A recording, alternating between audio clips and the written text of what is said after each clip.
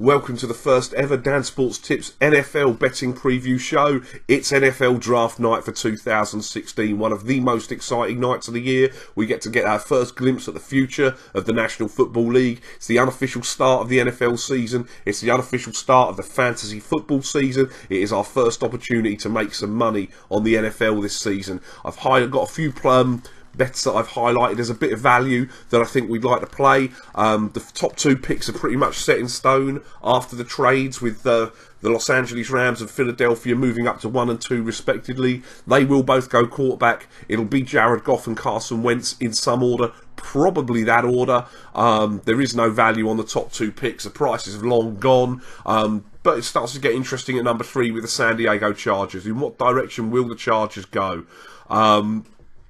Now, the number 1 overall pick when Tennessee held it, because they didn't need a quarterback, was forecast to be Laramie Tunsil of Ole Miss. That was then plugged in at number 3 for the Chargers, despite the fact that they don't appear to have as much of an offensive line need. They have tied some money up in the position. However, in the last couple of days, it's becoming apparent that maybe the Chargers aren't quite as set on Tunsil, and maybe they prefer Ronnie Stanley out of Notre Dame.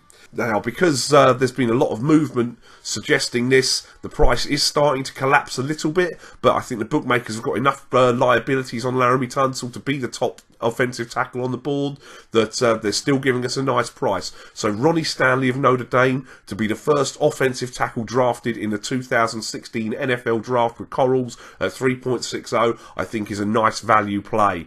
Another position that's been turned on its head in the last couple of days is the outside linebacker position. Miles Jack from UCLA is arguably the best prospect in this draft. He's a hell of an athlete, but he has missed last year with a knee problem, and secondary checks appear to have highlighted that there is an ongoing issue with that knee that will need to be addressed at some point down the road. This has got him tumbling down draft boards because teams want a bit more certainty on the health of a player. So Leonard Floyd of Georgia looks like he may have jumped Miles Jack into the top 10 and may be the first linebacker off of the board. 11-4 with Corals. Again, I think there's a fair bit of liability on Miles Jack, which is keeping the price nice and healthy. The two I've highlighted here, I'll be honest, I've got slightly bigger prices earlier today, but those are still worthy of a bet at those price. Wide receivers, we can get over 3.5 wide receivers to be drafted in the first round at 11-10 with Betfred. Now, we will have to wait on this one because I don't see any going in the top half. Might just squeak one in, but there'll be, I think, a run on wide receivers in the 20s.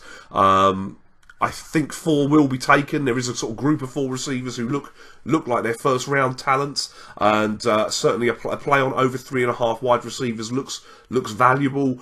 Speaking of those wide receivers, Laquan Treadwell from Ole Miss has been projected as the top wide receiver on most teams' boards all through the process. However, he does appear to be falling a little bit. Josh Doxson of TCU for 4-1 to be the first wide receiver drafted.